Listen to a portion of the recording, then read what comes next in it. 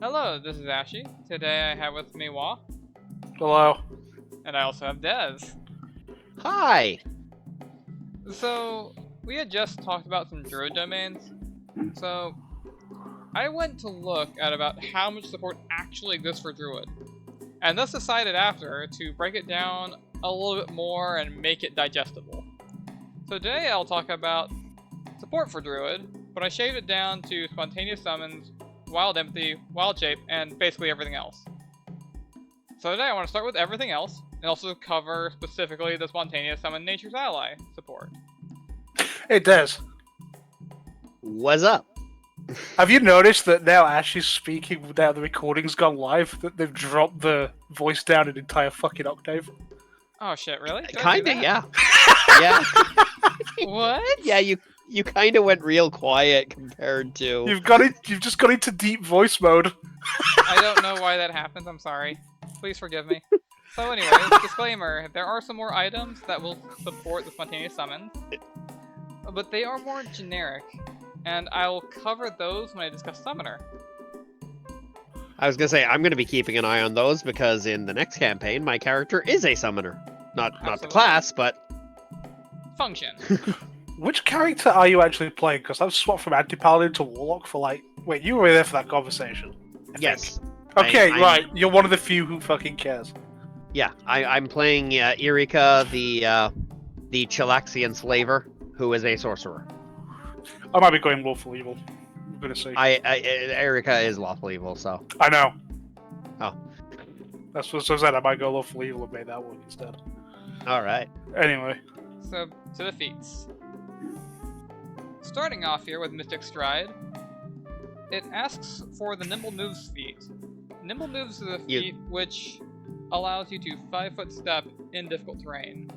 See, why is there a tax feat tied to this? If you've got Woodland Stride, you should just be able to take Mystic Stride. It's already a precious feat slot.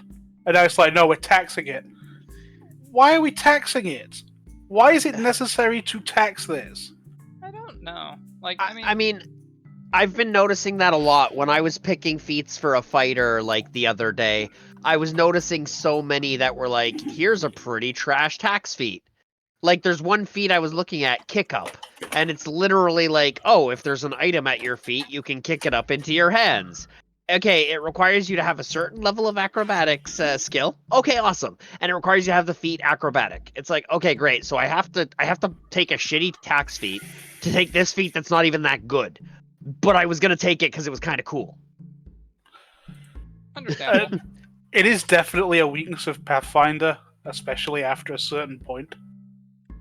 Is this before or after dirty fighting? Yeah, is this before or after dirty fighting? Because if it's before, they were obsessed with tax feats. If it's after, there's a shitload of cheat feats. Yeah, I don't know.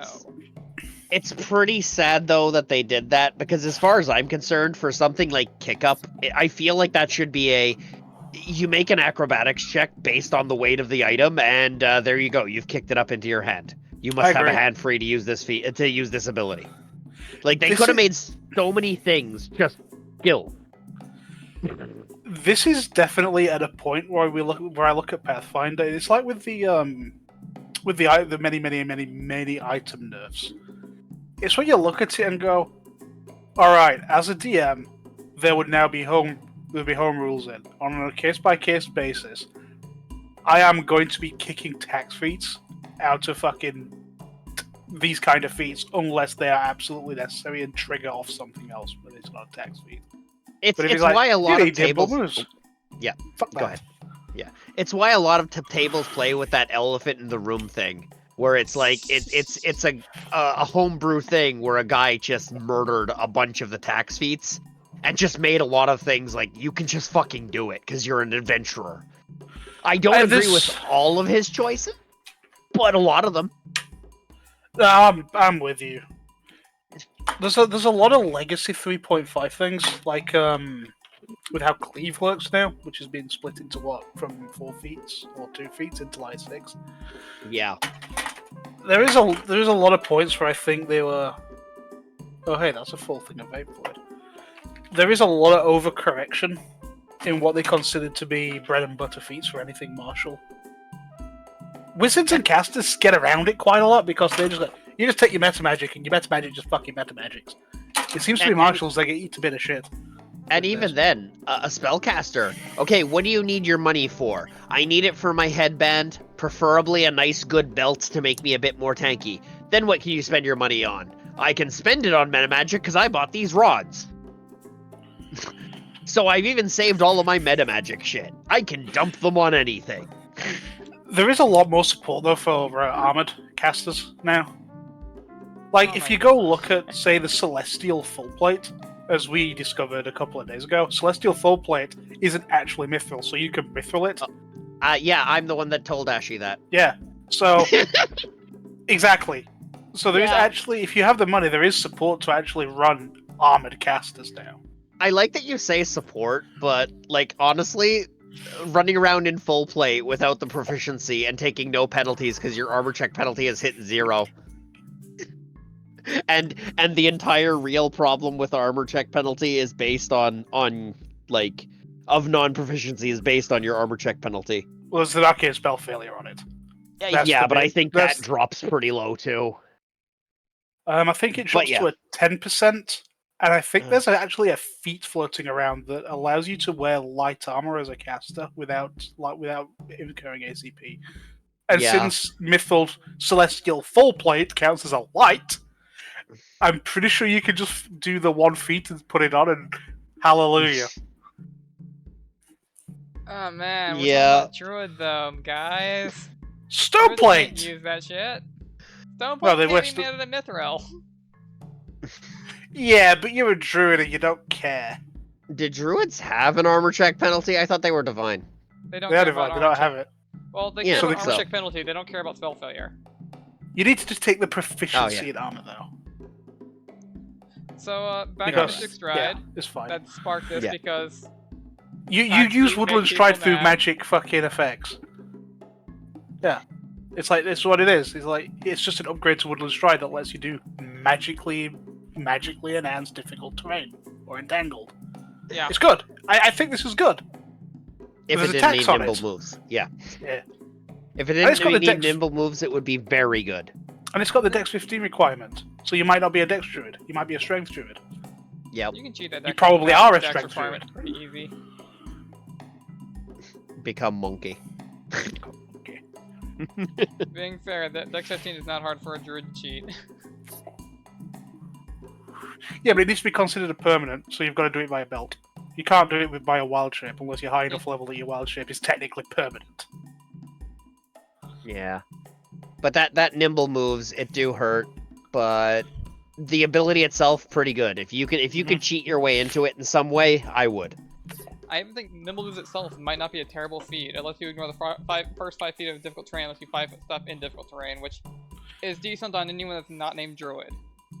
But if you've got Mystic Stride, you ignore it anyway. Yeah.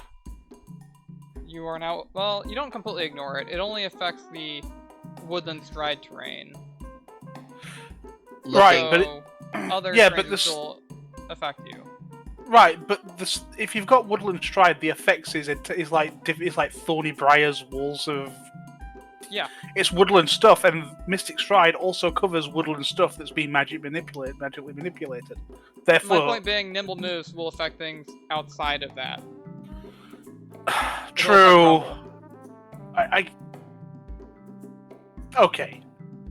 Sure. I still think it's attacks, It's definitely attacks. but sure. Okay.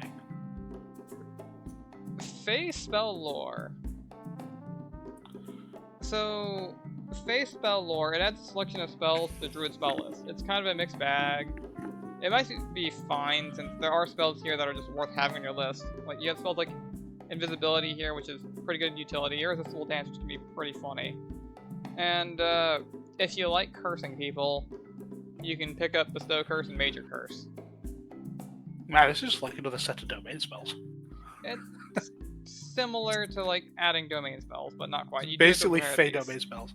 Yeah, these are just added to the list of what you can pick. Not bad. Yeah. Like, just getting... honestly, I could see someone taking this just to have invisibility as a druid. True. Invisibility kind of fun. What's Major Curse? Major curse is Well, it's like basically minor the Stowe curse, but bigger. higher level.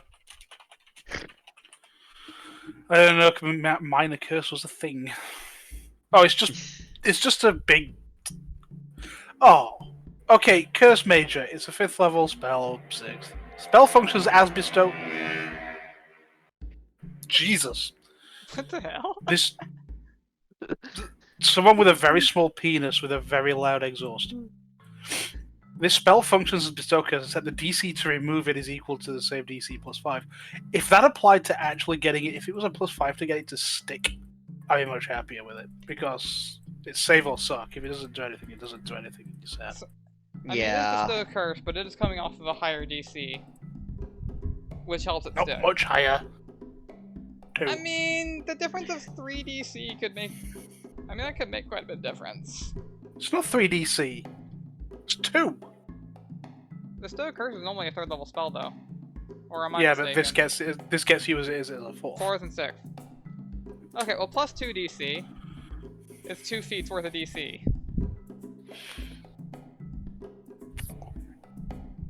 Honestly, not terrible.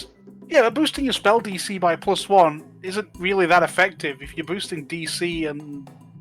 Yeah, if you're boosting the DC via cast level and doing things, you've got to start stacking effects to get it to actually work. 1 or 2 is not really that much of a difference. And then you're going to say, yeah, but that 1 DC can make all the difference. It can, but this is a precious spell slot. Mind It's a you, cool I'm spell looking at slot. this and going, an Arcanist could use this real nice if they have the potent thing to boost their DC by 2, because then it's 4 above regular curse. That's not bad. 5 above. If you have to be spell focused necromancy, which is Yeah, but can viable. an Arcanist cast Another up to druid plus spells? 2. The brown fur Curse Major, transmuters. Curse Major is a sorcerer spell. It's you that's raiding our list, motherfucker. Yeah. Okay. My only point is that we're talking about Fey spell lore in the context of druid. I was just talking about Major Curse. It's an alright feat. Let's move on. Yeah. Best for invisibility. Invisibility Yeah. is pretty good. Sign Oh, wow. of the Land. A druid teamwork feat. It's Huh. So yeah, this is a weird teamwork feat. Basically, it'll give allies with the feat trackless step as long as someone in the group has trackless step. You do not have you do have to stay within like 60 feet, for the benefit. If you're traveling, that's probably not hard for you to do since that's narratively probably just going to be the way it is. It also gives us a cute little bonus if multiple members don't leave tracks in the terrain. It's a Okay. teamwork feat. It's a little weird. Oh, go ahead. I would rather that Sign of the Land actually just grant everybody Woodland Stride. Like, just give them your movement. Assist them with your movement. That Bonus would options. be probably better than just trackless step, because trackless step, yeah, okay, the entire group now can't be tracked as long as they've taken this feat, which makes trackless step much better, since the problem with trackless step is it's only on that druid. But, Okay. I would never take this on the character, but like I was just looking at my my Phantom Thief rogue, and they basically have the Phantom Presence, which does give the wall in dungeons and urban environments you leave no trace and cannot be tracked. yeah. See, that's actually a good environment to have that. Because you're going to be doing some shit. And then Oh, yeah. you're going to have the guards tracking you. And the funny part is this isn't even all of the ability.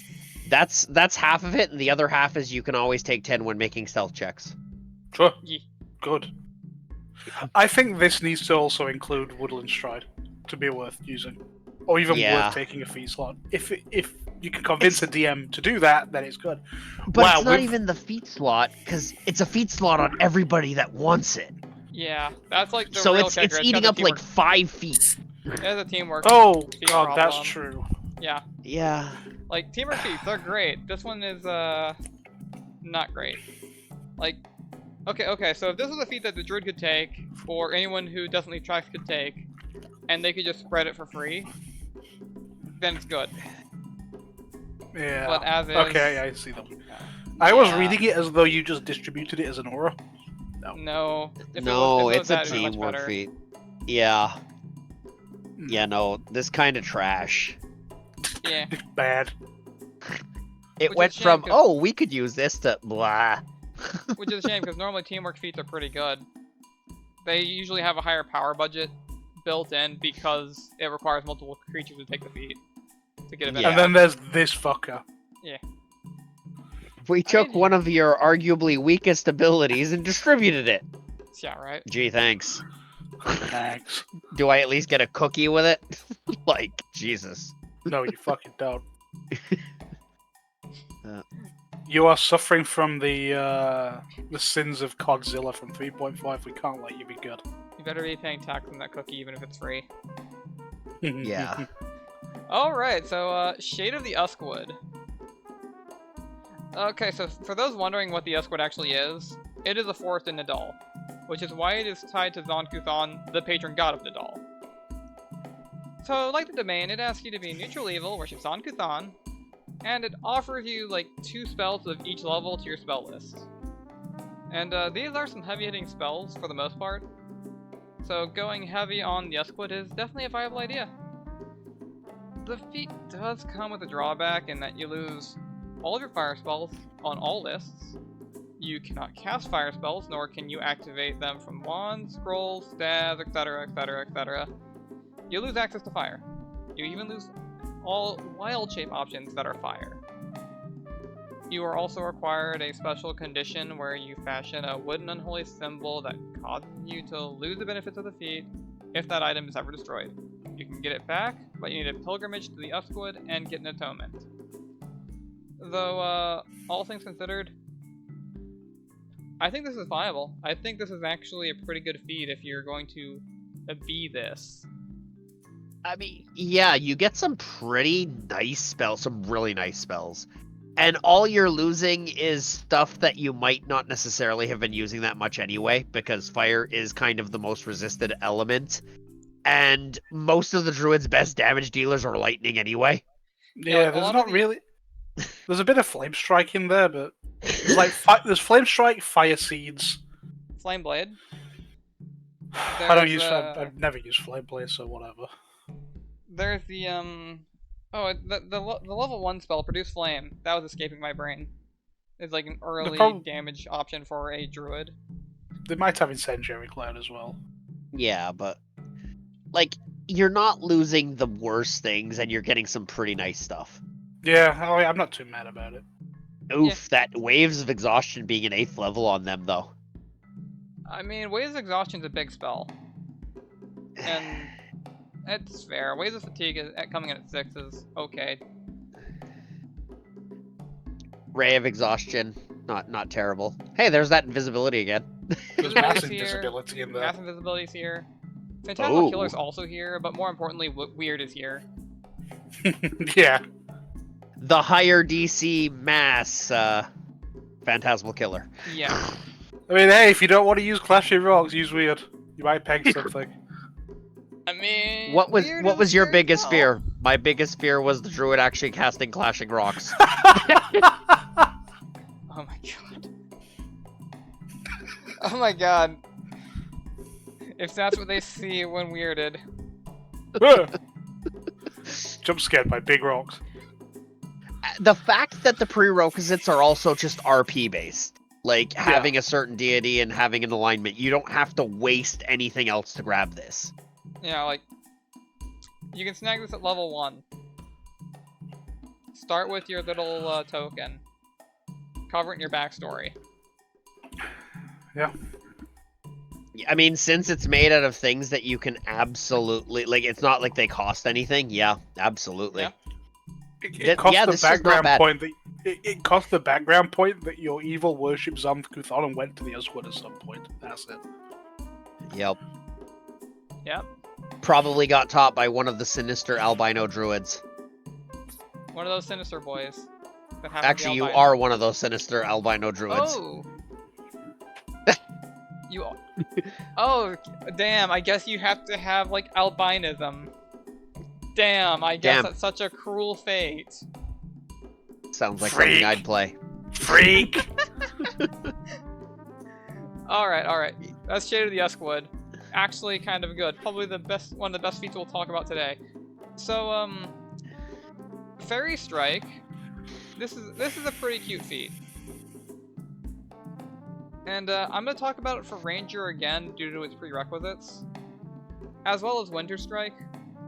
Both feats offer some flavor of power that is usable a Wisdom modifier times per day that can be triggered when you land a hit with Vital Strike.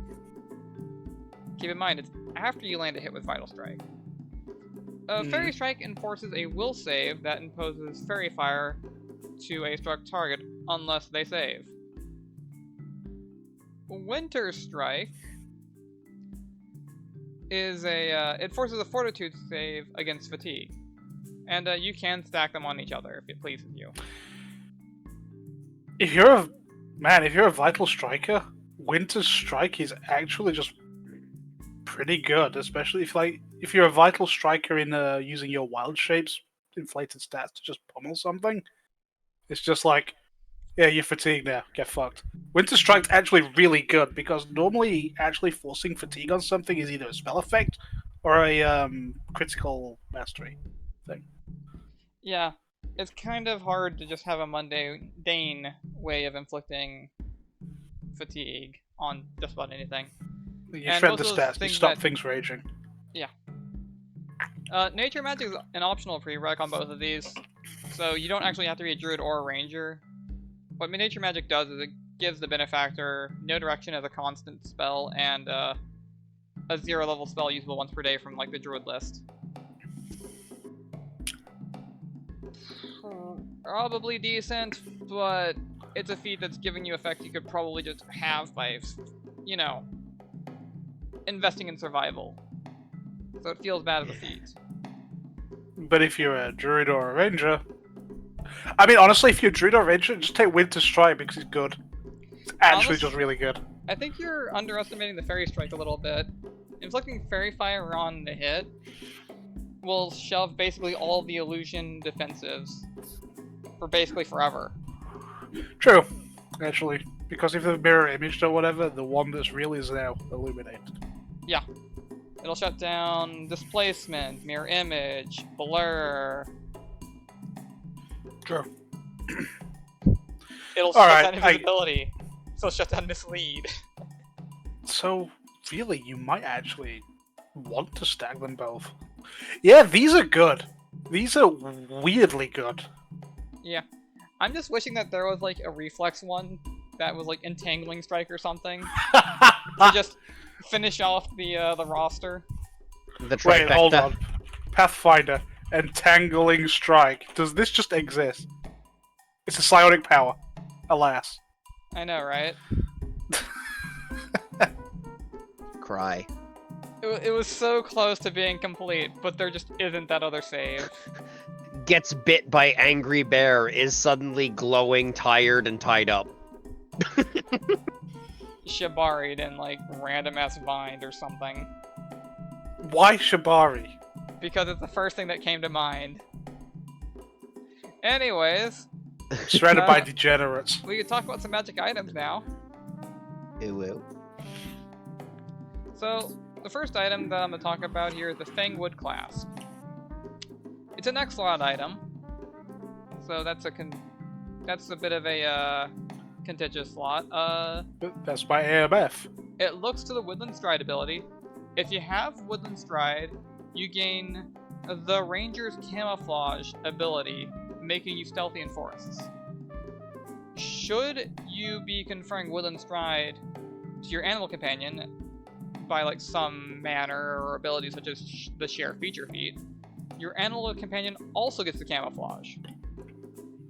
Camouflage allows for you to hide in your favored terrain without cover or concealment. It doesn't let you hide while observed, as that is a function of the later ability, Hide in Plain Sight. The item sits at 14k, which places it outside of the early game, but mid-game or late-game it is obtainable should it be desired. The fact it only functions in forest terrains does make it less desirable in my eyes. It has the favorite terrain problem of, in the proper terrain it is good and maybe even great, everywhere else it does nothing. Yeah. Probably a DM item. Because your players are going to sell that shit. Belt of Spirit Vines. This one's a little bit odd as well. First off, we're talking about a belt. Another item that's probably going to be a bit contentious. And it functions for several classes, so I'll probably be bringing it up a few times in other videos. We're sort of in this position here where we're back to the observation I made with the cleric on the cleric items video. It's like a lot of these items would be great as a base for your basic stat build. Like, you need to start stacking enchantments on these things to get their effect if you want their effect. Otherwise, they're just outclassed by your stats. Yeah, extra stats is pretty valuable. Some of the other classes, such as Witch, might actually consider making use of this belt. True.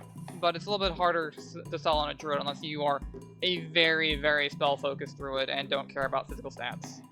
So, the benefit of this belt. Belt with a duration that is not permanent and not instantaneous, so it has to have a duration. It can't be permanent. And it has to be like a touch range spell. The two creatures that are tethered get the spell effect at half duration. They have to stay within the 30 feet range to maintain the spell effect and prevent the tether from snapping. The item price is in at 15k, which is about the same ballpark as like the previous item for when it becomes like generally accessible. It's kind of an awkward item, but like it could potentially offer a lot of power on like a caster just splitting their spells between two characters. The Zenj Totem Staff. It's sitting at 224, like 800, so a little pricey, but I mean, it's a staff, they tend to be pricey. So, first off, the wielder is affected by Zone of Truth, as is any other creature that's willingly grasping the staff. There is no saving throw.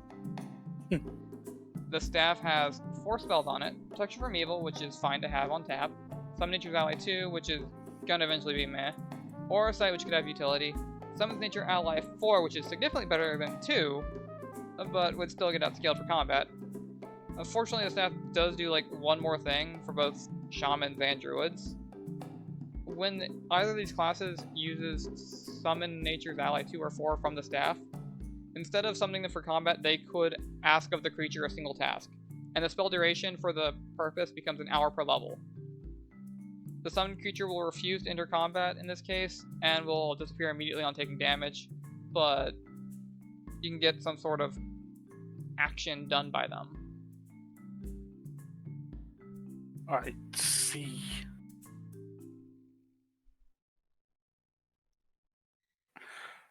I guess you can send a message with a little flyer.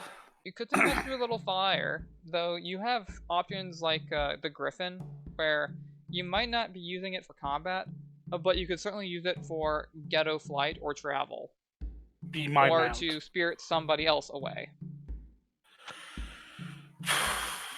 I suppose. There's ways to like use this staff that could be pretty good, but it requires a little bit of imagination. And as we know, as Pathfinder players, we don't have that. Oof. Alright, We only care about what the numbers are. Yeah, and the numbers on the staff are not very efficient, which is unfortunate. No. Which helps keep costs down, but... You've kept costs down on something that's still quite expensive for what it is, and yeah. by the time you want it, it might not be that useful to you. Again, usefulness based on imagination. Otherwise, yeah. Sure, I So, suppose. Warden's Cudgel. So, this is a cute little +1 Greenwood Club. Twice per day on strike, it can create a 15-foot radius of vegetation that lasts for 1 minute. This vegetation can be ignored via Woodland Stride, allowing the druid or potentially a ranger to strike and dip out of difficult terrain. Alternatively, existing terrain could instead be like overgrown, creating a completely different mess to sort through, and that is far worse for the target being struck than mere difficult terrain. It comes in at 12,150.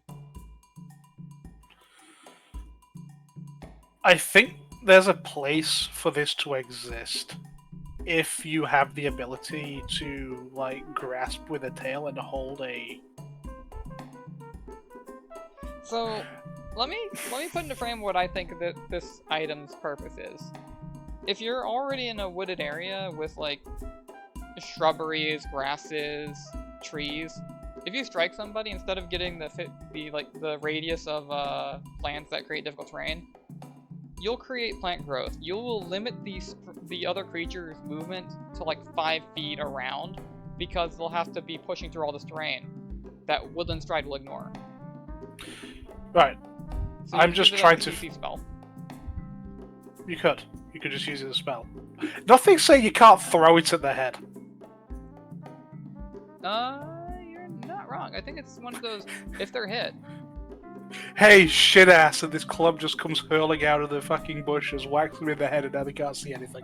And clubs are a thrown weapon. You can throw a club. They have a throw range. Alright, I'm seeing this being used as some real shenanigans, but it's mostly just yeeting at things' heads as an ambush tactic. That is actually a pretty funny idea. I support this dumbass idea. It is a little expensive for a +1 weapon though, but the rest of it could be really, really fucking funny. Well, alright, let's consider this. You get a big old area gets blasted by plant growth. So now they probably can't see more than 5 feet, because they probably don't have green sight or something. Welcome to the jungle. Welcome to the jungle. The difficult terrain, so they can't move through. They might be absolutely, depending on how thick the terrain was to begin with, they might be having to use their weapon attacks to carve their way out. Depending. Thematically very true. So, if you can get them in a good situation with this, or hell, if you just fucking hit them and you get a 15-foot burst of entanglement, who knows? But in somewhere that's really densely already forested, you might just immobilize and completely isolate a target.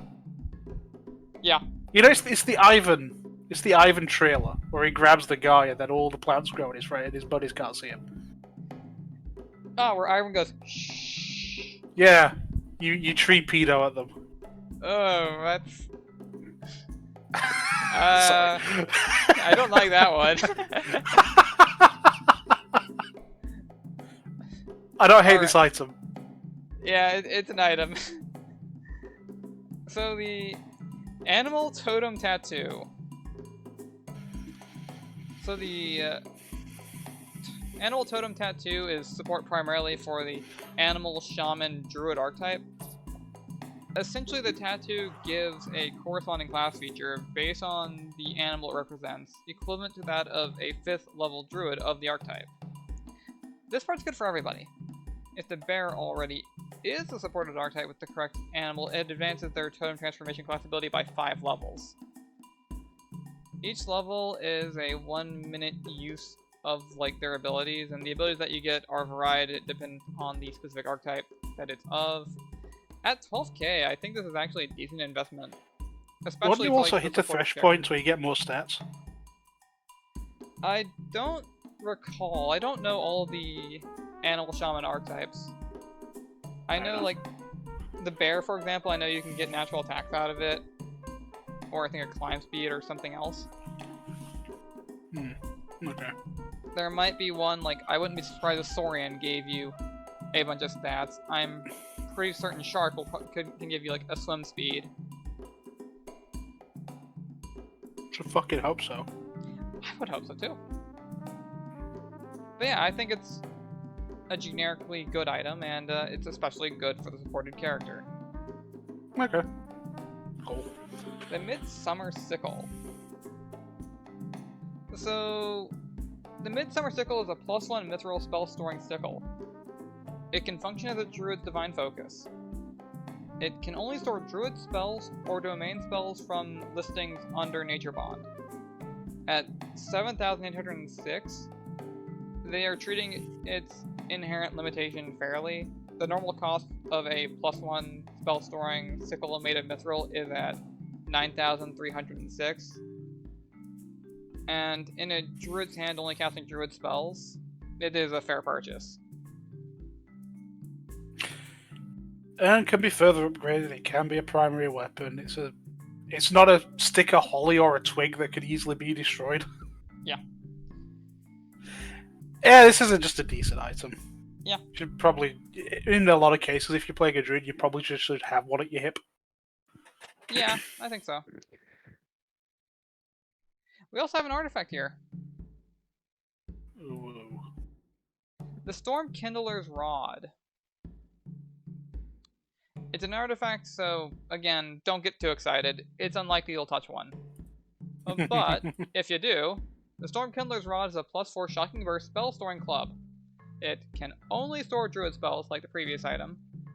It grants immunity to cold and electricity as long as it is in one hand. It can Swift Action 3 times per day, Flame Strike but Lightning, which is a good spell. It can call up once per day an Elder Lightning Elemental, or 1d3 Graders, or 1d4 +1 Huges. That's a standard action rather than a full round summon spell. It can also call down a once per day Storm of Vengeance that does cold damage instead of acid damage. It can be destroyed like any other item if held by a non-Storm Kindler for 24 hours. And I feel like at this moment I should probably mention the Holy Wreath band that we discussed in the Cleric video, as that band also would benefit a Druid well. It's the once per day, like Goodberry. It's also +1 to the DCs of plant-based spells that Druid has all of. The biggest downside to that item, again, is it's a headband slot, and Druids probably want a Wisdom headband. So with those done, the Summon Nature's Ally support. Alright. So we'll start off with Versatile Summon Nature's Ally. It calls for Augment Summoning, and its benefit is that instead of applying Augment Summoning, you could instead grant a template to specific creature types. Animals, humanoids, vermins. That part's a little bit limited, but it's fine. The templates that you can apply are Aerial, Aqueous, Chthonic, and Fiery, as well as Primordial. You also forgot Spell Focus Conjuration, but that might be a prerequisite of Augment Summoning. You need that for Augment Summoning, usually. What is a Primordial template? Oh, we'll get into that.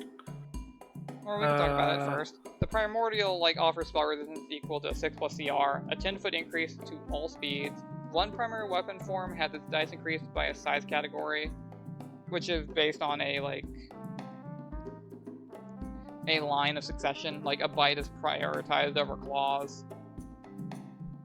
Sure. And also some DR Cold Iron and a couple of spell likes. The spell likes being I think Dancing Lights, Fairy Fire, and Lesser Confusion. They're okay. Primordial is probably a fine template to just apply. The other 4 are elemental templates. The Aqueous, Aerial, and Chthonic offer a swim speed, a fly speed, and a burrow speed, respective of their elemental, as well as elemental resistance from their damage type, as well as some additional elemental damage. Fiery doesn't grant a movement type, nor does it give fire resistance for some reason, but it does give more damage than the other 3s. It's contemporaries. That Cathonic's not bad for just wailing on something if he's got a lot of attacks. You just start chucking down additional d6s. Yeah. I mean, that's the same for all 4 of the elementals, really. That said, Chthonic being acid is pretty valuable. Yeah. Oh, Chthonic is Earth. Yeah, Yes. okay. And Sure. all 4 will grant some like damage reduction, acute amount, as well as some dark vision. And most of the effects from these templates will scale with hit dice. So bigger hit dice creature get much better benefits than small hit dice creatures. It's a pretty cool feat. I mean, if you're all in on summoning Nature's Ally, for whatever reason you're doing it, For whatever reason. it's just more steroids to pour on top of them, so it just works. Now, those templates do replace the augment summoning benefit, which is extra strength and extra constitution. But considering you're making up for that with damage reduction and extra elemental damage usually, probably worthwhile, in all honesty. You might be missing the accuracy of the strength boost, but it's not True. that significant, I don't think. I mean, like, a plus, you'll be missing a +4 strength, Okay, so Which- plus 2's a hit. a +2 to hit. Nimble and Natural Summons. This is associated with Aristil, and it gives creature summoned via Summon Nature's Ally Woodland Stride, basically, ignoring non-magical overgrowth. All things return to Aristil.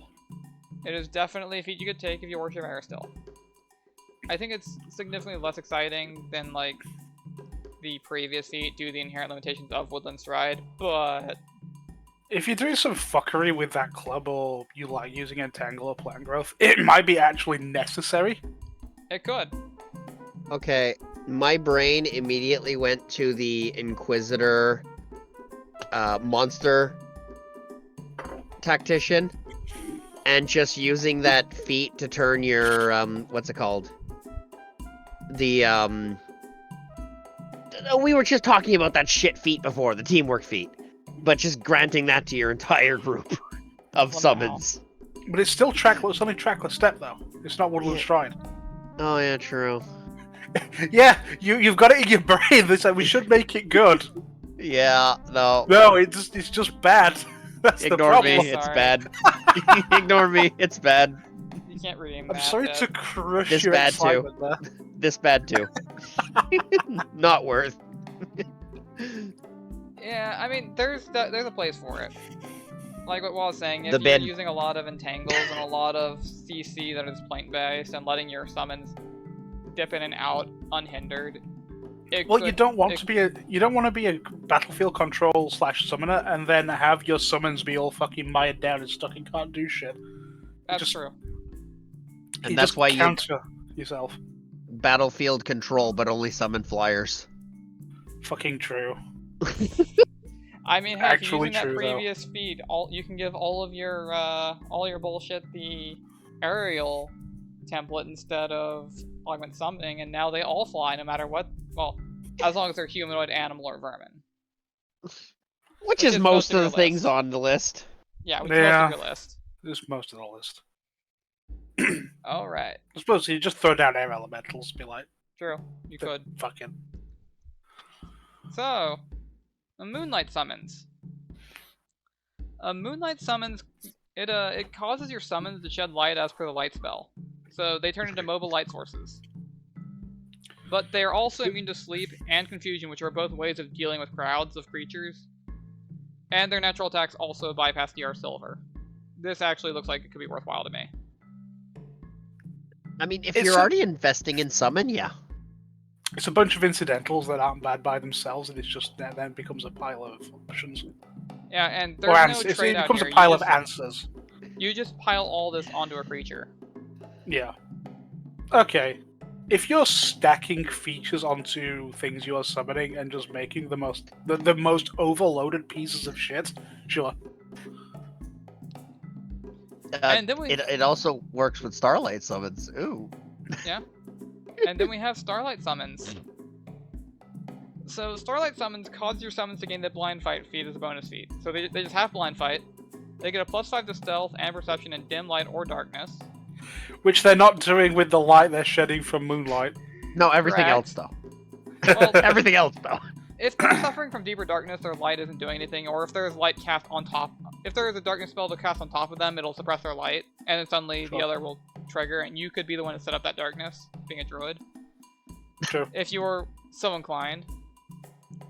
And it'll also cause their natural weapons to bypass cold iron. That's useful. I mean, yeah, like, just giving them all of this stuff would be nice. If their lights are suppressed, suddenly they become stealth machines. If they're lighting up the way, then you don't need dark vision, and you can just aim for wherever your minions happen to be standing. And let's be fair, if you're fighting underground against creatures that do not like light, Yeah. they want to rely on dark. I don't think the light spell itself though is going to do any damage to them, but it might stop a bunch of abilities. Like, it might just make skulks a little bit sad because they can't just go tee I'm in darkness, stealth, sneak attack, stealth, sneak attack. Oh yeah, It'll also hurt. yeah, any because shadow underground, a damage lot of minions. creatures. Yeah, a lot of creatures underground tend to rely on just the natural darkness to be able to do shit like sniping you. Yeah. Yeah. This is agree. I send a group of birds and they all just start pecking your eyes out, and they're bright, very bright. Shiny. I summoned Alright. shiny birds. Shiny birds. Shiny birds. And then if one of the enemies gets smart and drops that deeper darkness, like, haha, your light is gone. Where did the birds go? I just popped up and summon plant ally, and I'm seeing an Alaroon at the end, and I'm like, oh dear. Oh yeah, I guess we could talk about Summon Plant Ally. Alright, so Summon Plant Ally. So, for most levels, you get 2 additional summons added to your Nature's Ally spells list. And 1 for the higher levels. It basically just adds a lot of plants to the list. The list primarily being animals, elementals, fae, humanoids, and whatnot. It's pretty decent. Like, plants are generally fairly robust just by the merit of having a pile of immunities attached to them. Just inherently being plants. It's not only that, because if you look at this list, it says at level 6, sure, you get a tendriclus, but you get a treant. A treant. Trant. Yeah. Now, with having used Live Oak on Trinian and fucking... Was it Calithri who had Mr. Rooty Bark? No, it's Crom with Rudy Bark. No, there was one of them who had an ent that they made and was just fucking riding around on it. This must have been before I was DMing for It you. might have been. The point is, yes, that is level 6 summon for a treant, but treants kind of punch above their weight. Treants are kind of scary. Especially, it might not be in context of this tree, but Feather Tree token and then create Live Oak to create a new one. They're actually really big and beefy, and they're a lot stronger than what their CR might indicate. It's also I learned. I think it's also important to mention that these plants here, they're occupying a variety of roles. You have like support plants, castery plants, combat monsters, grapple monsters. Like a giant fly trap might not be as good as a T-Rex at dealing damage and grappling and holding down a single target, but a giant fly trap can hold down 4 targets. Yeah, it can. So But it's not bad. One could say no, quite good. they're good. Plant monsters as a summon is something that's quite hard to get a good selection of, and this gives you it. They're good. It is just pile of plants. Or level 9th level spells dropping an Alaroon on the battlefield is going to make the battlefield real fucking sad. Elrons they're definitely a creature. I was looking at them. Cause like, how They good are. is this? Okay, this They're is, kind of overstatted as fuck. It's like, okay, we're going to give it the massive dragon stats on a plant. Okay, I guess. Yeah. I don't know what a Jin Menju is. What's a Jin Menju? It's from my recollection, it's an evil tree. A Jin Menju, well, this is clearly it's a tree with faces. With face fruits. Haven't we fought one of these? I feel like this is I feel like this is something we thought, like, with an evil tree that's got, like, faces in the fruit. I feel like this is something we've... It's not Well, something that might I have been a fielded. hangman's tree. Yeah, enticing head fruits. Any creature that begins its turn within 5 feet of a Jimenju must succeed a DC 22 will save or be magically compelled to grab a head fruit and eat it. It's a compulsion. A creature that successfully saves is immune to its enticing head fruits for 24 hours, the DC bar. It's a poison. D3 wisdom damage, confused for 1 round. Delicious. They just confuse themselves. It's got an AoE stink. That's an intoxicating stank. Captivates, DC 22 will save. And a DC 18 will save drone on a to shaken, and it persists for a bit. It's kind of a CC tree. That makes sense. Yeah, it's just... what's his hit dice? It's a huge plant, it's got 149 hit points, it's CR 11, its DCs aren't bad. It's got spells, it's got Share Memory, Sculpt Sound, and Shout. It's got Lunge. It's a good answer Combat to reflexes. a large group of enemies, I think. Which I think a lot of plants fit into that. They're good against mini creatures, not as good against the big boss. I mean, if you chuck this down and there's a bunch of, I don't know, ads, guards, minions, dumbasses, and it just starts dropping its fucking passive CC effects, you're probably getting more than half of them either confused, shaken, entranced, and just having a bad time. Yeah. Because there's, ad CR is not really as high as the bosses, and it's below yours because there's a shitload of them. And this is probably getting through their defenses. That's my point. It's good against the ads, it's not good against, like, you don't throw it down against one big threat or against the main threat. You use it as, like, a CC spell. Yeah. And it will probably drag most of the battlefield to it. Summon Plant Ally, I think, is a really good feat. I think that Druids should take this just for summon versatility, because some of these have got a lot... Because when you do something like Summon Nature's Ally for an animal or an elemental, what's the biggest one I could do? What's got the best stats? Yeah. And unless you're looking for a silver bullet, like when Shaz summoned the, the lightning bolt eating Azata. Yeah. Unless you're looking for silver bullets, something that can cast heal, something that's got AoE that you don't have, something that pulls from an elemental damage pool that you are either out of or you have to have, like acid to turn off a troll. Yeah. You probably want to actually go for the plants. It's like... I feel like this is actually just a better list than you typically have on Summon Nature's Ally outside of silver bullet situations.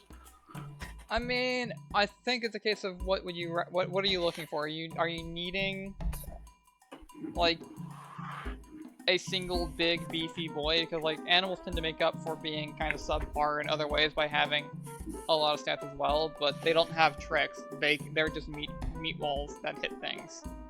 Well, yeah, that's what I'm saying. When you're using Summon Nature's Ally, you're usually looking for Pounce Rake. That's what you're looking for. You're looking for Pounce, Grab Rake. And this gives you... Or you're summoning an elemental. Yeah. Or you're summoning a Rex because it's got a plus 52 to grab. But if you're a druid, you might already have a Rex. Possibly. You might be an Eristil evangelist, you might have two. Depends. So get plants! That's a big depend on if the DM said yes to dinosaur or not. So dinosaurs! If you like this feat, you might also like the magic item that I found, because I only found, like, a single series of magic items that actually only affected Summon Nature's Ally, with everything else being Summon Nature's Ally and normal summon monster, so those will get discussed in Summoner. But for Summon Nature's Ally, I found specifically the Ring of Natural Attunement. The Ring of Natural Attunement comes in 3 flavors, being Leshy, Kami, and Drake. Okay. So, the Leshy ring occupies the, like, early range of summons at basically the same scaling as the feat, but it only adds the Leshies, which stop at 4th level. It does give you 1 cast of a Leaf Leshy for free, and it's valued at, like, 2,800, so a fairly early ring that you can get. Okay. You'll probably sell it when you have better than 4th level spells, though. Uh-huh. The Ring of the Kami is a bit more exciting. So, you get a Kami added to your list at 3, 5, 7, and 9. It's like they're treating the even numbers if they're bad luck. It also lets you have a free summon of a Shikigami. The summons of this ring actually scale up pretty nicely. Like, the Suishin and the Toshigami at the top end are very respectable summons, just adding to the list. What the And fuck's a like- Toshigami? Because I'm not a weeb. Oh, it's an outsider and it's got a bunch of fucking things. Yes. Oh, this is a pile of things. It's a pile of shit. It's a 210 hit point, fast healing 10 pile of things. Yes. This immune to mind effects with SR26. It's a very impressive creature. It's considered to basically have permanent haste built into it. It's like, oh, its fly speed is... Yeah, it's just... Wait, this is just permanent hasted. This is just what it is. It's got its stats assuming haste. What? What? Oh, because it's got constant effect haste, okay. You haven't So, even... constant effect. Deathwatch, fly, foresight, haste, speed with plants and true seeing. Okay. Okay. You didn't even look at its spells yet, or its ability. Mm-mm. DC 27. Oh. It just drains the shit out of everything. Yeah, it's basically got Cherry Blossom spell in on-hit form for its staff and for its touch. Holy fucking shit. Wow, we don't even need a Mala. We don't need a Mala anymore. We just need this thing. So, anyways, the Toshigami at the top end is kind of ridiculous. Yeah. I think you should also pay attention to the Zuishin as another actually considerable summon. Like, I'm not gonna say the other two are bad, but they're on seventh par. level is 7th level is more of a reasonable spell level to get to. Like, you don't often get to your 9th level spells. So Zuishin is probably the one you're going to see. Let's have a look. Wow, to say it's only 1 CR... No, it's 5 CR lower. What am I talking about? Yeah, it's 5 CR lower. It's got a Holy Halberd, it's got a Holy Composite Bow, it's got a Healing Arrow, Yeah. grants Holy Weapons. Okay. Detect Evil, see Invisibility.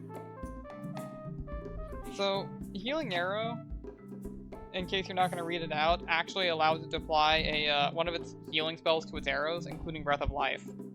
It can shoot you with Breath of Life. Shoot like an with arcane fucking just archer. heal. Yeah.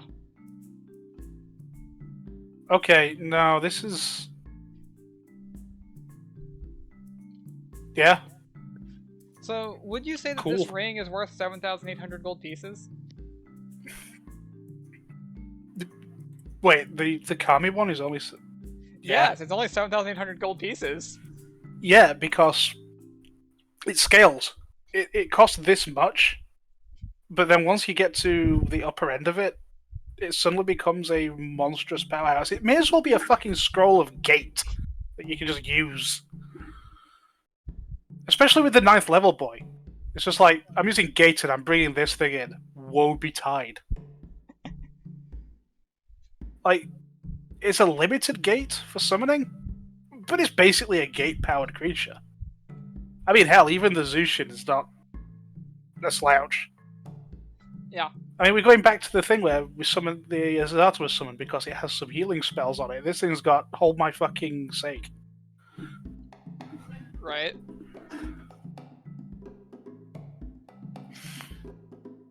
So, Good regular ring. Kami, good ring. A Ring of the Drake. So the Drake ring here, it has 2 Drakes at 4th level, an additional Drake at 5th, 6th, and then it skips all the way to 9th. It allows the wielder to get a free Shadow Drake once per day. Now I think the Shadow Drake is here as a less impressive option to just give them a free summon. I think they overvalued the ability to summon Drakes drastically. Yeah, it's like a 9th level spell, it's you get a Shadow Drake, as if summon Nature Ally 4. What? Yeah, That was a Shadow Drake. Hey, do you remember Sakura's Familiar? Yep. That was a Shadow Drake. A Hold familiar on. tier creature as a level 4 summon. Okay. I was thinking that was the 9th level. 9th level is a desert drake. Desert Drake's a bit more respectable, but there's going to be a clear disparity between it and the previous ring. Yeah, because this thing's at the top end it's CR8, which is Versus half the CR of the CR15. other top end. Yeah. They Why? overvalue Drakes a bit. And like they plug this ring in at 12,880, so it's also like significantly more expensive than the Kami ring. The fuck? Why? I Pi- don't know. I think Paizo hates dragons as much as I do. I think they overvalue dragons. So as is, like if I found this ring, I might put it to use since the Drakes at their worst are walking AoE mortars. But they are very whelming. Some of them are underwhelming. If rolled in a random treasure, ring not terrible. Ring some money. I mean, that's why it's not terrible. You can use it until you get to the nearest shop. Here's the thing though. If you are running regular Summons Nature's Ally and you want AoE option, you go for elementals and just put them in their calamity form where they just turn into a vortex or an earthquake or something, or whatever they fucking do. It's like, there's no reason to use the Drake Ring unless you're a big old dragon fan. That's kind of true. Like, they do kind of have an irregular mortar-style breath attack where they just hit a radius, and that's okay. But yeah, like, if I was going to fix this ring, Desert Drake would be kicked down to probably a 7th level option, and I'd call that okay. And its new top-end would probably be like a Star Drake or something. Sure, fine. Like, and that would make this ring suddenly worthwhile. I'd also kick Shadow Drake from being a 4th level down to like a 2nd or 3rd level. Yeah, but here's my thought on this. So let's say that you've got the option to summon a Drake with its mortar. They're not very impressive, so you're using it to clear mooks. You're at the 12,000 GP, so why wouldn't you just have the summon plants as a feat that didn't cost money, and not using a ring slot? And then you throw down a grapple plant that can do AoE and stuff. Like, at this point, the plant thing completely outshines this, and it's not eating any slots. Yeah. Like I said, they definitely overvalue Drakes. Or you might be right, and they might just also hate Drakes. I think they just hate Drakes. I mean, because there's the old, what was it, the Drake Summoner or the Drake Companion we were looking at, and it's so garbage, and it's just unfixable. Even the min-max guy, or well, max to the min guys, were struggling to make it worthwhile. I think I can fix it. Anyway, I'm sure you could, but you're going to need to completely gut it and rebuild it to something that's at least on par with not dinosaur companions. But you're giving up so many class features to have access to it. It might need to be on par with a dinosaur or a regular dragon. Yeah, they. But then you've got some motherfucker with a dragon, and that's a problem in itself. The writers definitely overvalue dragons. They do. Like, absolutely. Like, the Drake summons at most of their levels are fine. Shadow Drake, very underwhelming for its level. Desert Drake, very underwhelming for its level. Facts. I think what we're saying here is, if you're going to be looking for these rings, get the Ring of the Kami. It's actually going to scale into the late game, and it's going to make someone in the party, and maybe even the DM, go, what the fuck? Yeah. And, I think that's pretty much all we have to talk about today. Any closing thoughts about all that we've covered? I'm very, very saddened at that teamwork feat. Absolutely, like, heartbroken that they made such a bad teamwork feat. True. Could have been good. My opinion is that, unlike with Cleric, that made me go, ooh, I could do something with this. A lot of this is, yeah, but why? Like, okay, if you're stacking features onto a summoned creature, that's a good strategy. It's always been a good strategy.